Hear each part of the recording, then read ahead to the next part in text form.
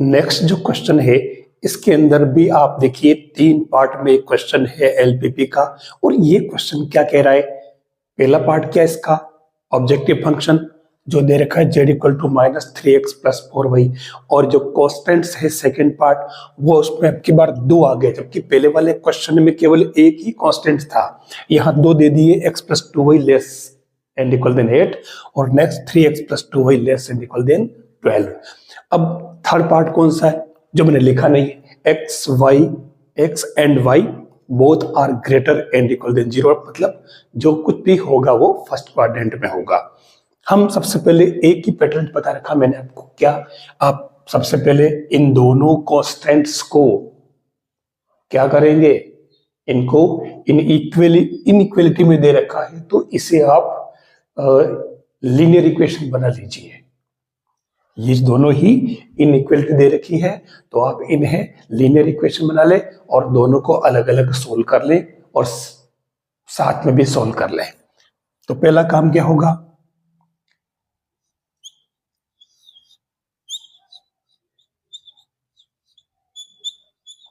ये बदल दिया अपन ने इसको लीनियर इक्वेशन में। अब इसे आप सोल्व कर लीजिए। सोल्व करने के लिए मैंने क्या बताया, सबसे पहले आप x = 0 पुट करें तो y = 4 आ रहा, तो आपका एक कोऑर्डिनेट आ चुका है 0 4। फिर आप y = 0 पुट कर ले तो अब की बार x = आ गया आपके पास में 8, तो दूसरा कोऑर्डिनेट भी आपके पास में आ जाएगा 8 0। एक काम हो गया। अब सेकेंड पार्ट ले लीजिए, आपको कोई जरूरत नहीं है आपको अलग अलग पॉइंट डालने की।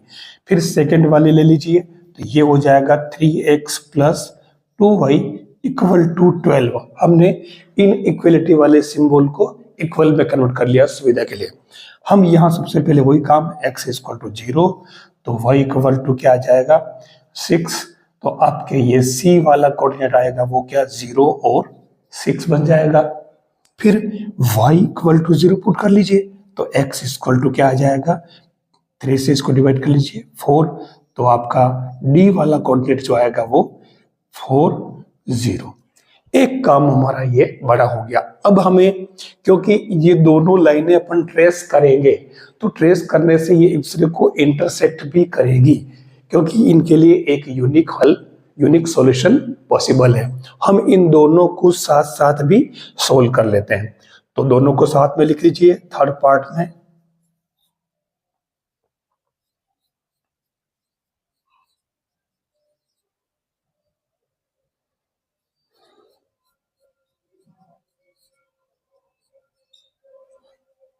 सोल्व करने का तरीका आपने 10th क्लास के अंदर ही सीख लिया था। तो ये y के कोफिशिएंट सेम है, आप सिंबल साइन चेंज कर लीजिए, ये कैंसिल, तो ये -2x और ये -4, तो x = 2। अब x = 2 आप इसमें पुट कर लीजिए तो ये क्या हो जाएगा 2 + 2y = 8, तो ये 2y = 8 - 2 यानी कि 6, y = कितना आ गया 3। तो आप कह सकते हो एक खास पॉइंट, मैंने इसको अलग से नाम देता हूं L, अक्सर हर क्वेश्चन में L या M देता हूं क्योंकि ये इंटरसेक्टिंग पॉइंट है। तो इसमें 2 और 3 आ गया, ये हमारे सॉल्यूशन हो चुका। अब हम इसे ट्रेस करते हैं और क्वेश्चन में ये कहा था, क्या कहा था कि इस z को आपको मिनिमाइज करना है। ये मैंने सबसे पहले हाईलाइट नहीं किया क्योंकि इसका काम सबसे लास्ट में, किसी भी कंपनी के लिए ये क्या होता है, प्रोडक्शन फंक्शन, उत्पादन फलन, ठीक है, आय फलन भी हो सकता है, ठीक है, अलग अलग। तो इसको अपन लास्ट में यूज करेंगे, हमें इसमें करना था z मिनिमाइज, ठीक है। तो अब हम इसको ट्रेस करके पता करते हैं कि फिजिबल सॉल्यूशन क्या होगा, फिजिबल रीजन क्या होगा और मिनिमाइज करने पर सॉल्यूशन किस पॉइंट पर कितना होगा। तो सबसे पहले आप a को ट्रेस करिए, x पर 0 चलना, y पर 4 चलना। x पर 0 चलना मतलब चल रही नहीं, y पर 4 चलना, तो ये 1 2 3 और 4, तो ये आपके पॉइंट हो जाएगा a 0 4, ठीक है। फिर b के लिए कह रहा है आपको कि x पर 8 चलना है और y पर 0 चलना, तो ये 1 2 3 4 5 6 7 और 8, ये आपके बी पॉइंट हो जाएगा और ये एट 0 लिख दीजिए आप। अब इन दोनों को आप मिला लीजिए, तो ये आपने इसको मिला लिया। इस लाइन को आप यहाँ इस तरीके से लिख भी दीजिए, ए बी अपन ने फर्स्ट ली थी, तो ये x + 2y = 8। अब इसके लिए कह रहा था कि लेस एंड इक्वल देन 8। इसका मतलब ये हुआ कि हम इससे अगर बाहर जाएंगे तो बढ़ेगा, तो इससे अंदर रहना पड़ेगा। इसका मतलब इसका एरिया इस लाइन से अंदर बनेगा, ठीक है। इससे अपन बाहर नहीं जा सकते, ये कांस्टेंट से है, संरोधन। फिर हम सी पॉइंट को ट्रेस करें तो 0 6, तो x पर 0 चलना ही नहीं, y पर 6 चलना, तो ये 4, ये 5 और ये 6, तो ये सी हो जाएगा 0 6। और ऐसे डी 4 0 है, तो यहाँ से x पर आपको 4 चलना है, तो ये 4 कहाँ है, ये रहा। तो आप इसे लिख दीजिए, बना दीजिए, और इस लाइन का इक्वेशन डाल दीजिए आप 3x + 2y = 12। और इसके लिए कह रहा है कि ये भी लेस एंड इक्वल देन, मतलब इससे बाहर नहीं जाना है। अब इसका मतलब क्या हुआ, इससे बाहर नहीं जाने का मतलब क्या हुआ, ये वाला एरिया भी कैंसिल हो गया। अब आपके पास में जो एरिया बचा है ये वाला, ये, ठीक है। इस लाइन से यहाँ तक, फिर यहाँ से यहाँ तक, फिर ये x और ये फिर y, क्योंकि इसमें आपके x y > 0 होता है, जो मैंने इसमें लिख नहीं रखी है। थर्ड पार्ट है एलपीटी का, जो सबसे इंपॉर्टेंट है, ठीक है। हर क्वेश्चन में आपको मिल जाएगा ये वाला पार्ट। तो अब ये वाला जो कहलाता है आपके क्या, फीजिबल रीजन, क्या फीजिबल रीजन या ऑप्टिमम सॉल्यूशन वाला एरिया भी कहलाता है, यानी कंपनी इस एरिया में प्रोडक्शन करेगी। अब यहाँ पर वो कह रहा है कि हमें मिनिमाइज करना। मैंने कहा था कि ये दोनों लाइन जो काट रही है, मैंने इससे एल नाम दिया था, और एल के कोऑर्डिनेट अपन ने क्या लिखे थे, 2 3, तो अपन पहले निकाल चुके हैं जहाँ इंटरसेक्ट करेगी।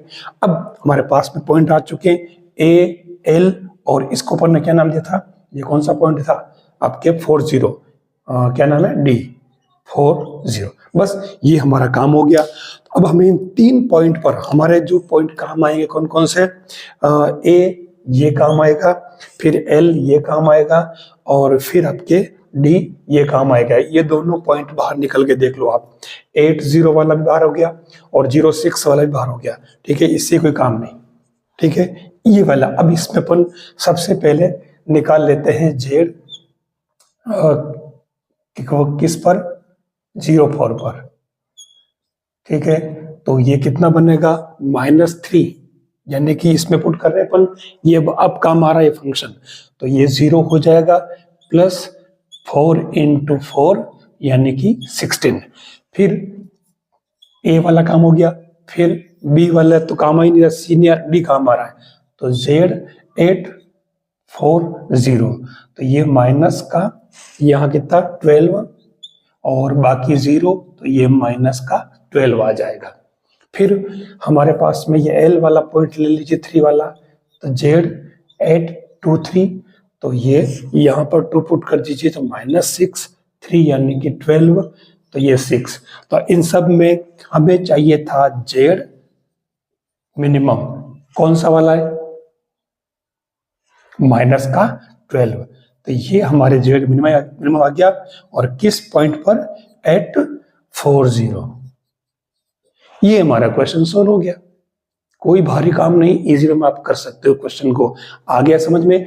अब यहां हमारे पास में 2 कांस्टेंट्स थे, ठीक है, लेकिन आगे वाले में हो सकता है 3 कांस्टेंट्स आ जाए, तो एरिया और ज्यादा सिमट जाएगा, तो थोड़ा सा हमारा काम बढ़ जाएगा। लेकिन ये दिक्कत नहीं, प्रोसेस सब में सेम है। अगर वीडियो अच्छा लगे तो लाइक जरूर कर लेना भाई, शेयर भी कर लेना, और चैनल से जरूर जुड़ना, ये आपके लिए बहुत काम का है। अच्छा, आप कहाँ से देख रहे हैं मुझे ये तो बताएं कमेंट करके, कि आप मुझे इस वीडियो को, इस चैप्टर को कहाँ से देख रहे हैं। अपने शहर का, अपने सिटी का नाम जरूर लिखें।